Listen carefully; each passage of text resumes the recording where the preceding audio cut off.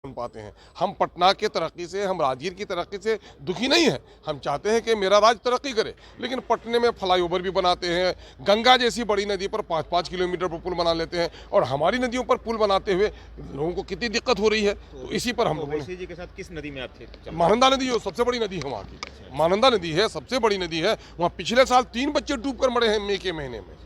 3 बच्चे डूब के मरे हैं। हर साल सीमांचल में पुल के अभाव में और कश्तियों के उलटने से वहाँ पर दर्जनों लोग, बल्कि उससे ज़्यादा लोग डूबते हैं। दुल्हन डूबी पता नहीं लगा, बूढ़ा गया अपनी मवेशी लाने के लिए, वहीं बालू में दब गया और आज तक नहीं मिला। नौजवान गया नहाने के लिए, उसकी लाश दब गई, आज तक लाश नहीं मिल पाई है। और आप कहते हैं कि लाश नहीं मिल पाई तो मुआवजा भी नहीं देंगे।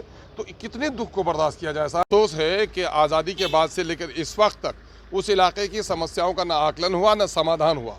और आज पूरे बिहार में सबसे पिछड़ा अगर है तो सीमांचल है। उसका एक मुख्य कारण जो शिक्षा से, स्वास्थ्य से, कारोबार से, कृषि के मामले में पिछड़ा है, उसका एक कारण है घनी नदियाँ और पुलों का निर्माण नहीं होना। 5 किलोमीटर की दूरी 40 किलोमीटर में लोग तय करते हैं, 15 किलोमीटर की दूरी लोग 75 किलोमीटर में तय करते हैं। मानंदा, डोक, कनकई, मेछी, परमान, बकड़ा, ऐसी इतनी घनी नदियाँ हैं कि वहाँ पड़ोस की बस्तियाँ, उस पार की बस्तियां जो 3 किलोमीटर की दूरी पर हैं, सैलाब के ज़माने में वो समझिए कि 3 दिन का सफ़र हमारा हो जाता है।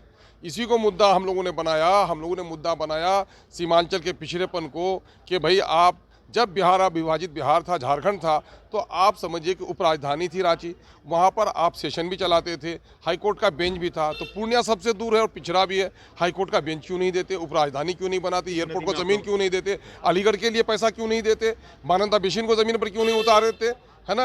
इसलिए सीमांचल डेवलपमेंट काउंसिल बनाने की बात की थी माननीय तेजस्वी जी ने, हम लोग उसको भी याद दिला रहे हैं। और सबसे प्रमुख इस वक्त जो बेसिक नीड है आज के इस मॉडर्न युग में, वो है कि यातायात को आप आसान कीजिए। और यातायात के मामले में आज भी है कि लोग अंग्रेजों के ज़माने की तरह महसूल देकर पार उतरते हैं, गोया उस क्षेत्र में जन्म लेने का जुर्माना लोग दे रहे हैं।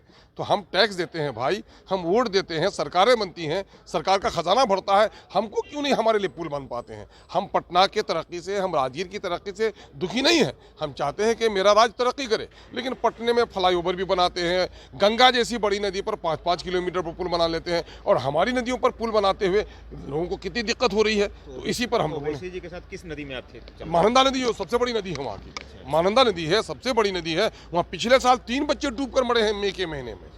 3 बच्चे डूब के मरे हैं। हर साल सीमांचल में पुल के अभाव में और कश्तियों के उलटने से वहाँ पर दर्जनों लोग, बल्कि उससे ज़्यादा लोग डूबते हैं। दुल्हन डूबी पता नहीं लगा, बूढ़ा गया अपनी मवेशी लाने के लिए, वहीं बालू में दब गया और आज तक नहीं मिला। नौजवान गया नहाने के लिए, उसकी लाश दब गई, आज तक लाश नहीं मिल पाई है। और आप कहते हैं कि लाश नहीं मिल पाई तो मुआवजा भी नहीं देंगे।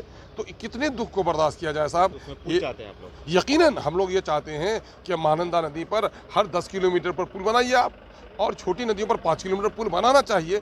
आज की इस विकसित और मॉडर्न एज में यातायात, अब बैलगाड़ी का ज़माना नहीं रहा साहब, गाड़ियाँ नहीं पहुँच पाती हैं, एम्बुलेंस नहीं पहुँच पाते हैं। कितने बच्चे, हम लोग लंबी लंबी सफ़र किए हैं वहाँ पर नदी में ओवैसी जी के साथ? हाँ, नदी में भी, नदी के बाहर भी नहीं, अच्छा तो आप सफ़र, लोग चल रहे थे, कितने दूर गए उसमें ओवैसी जी के साथ? लंबा सफ़र किया हम लोगों ने वहाँ पर।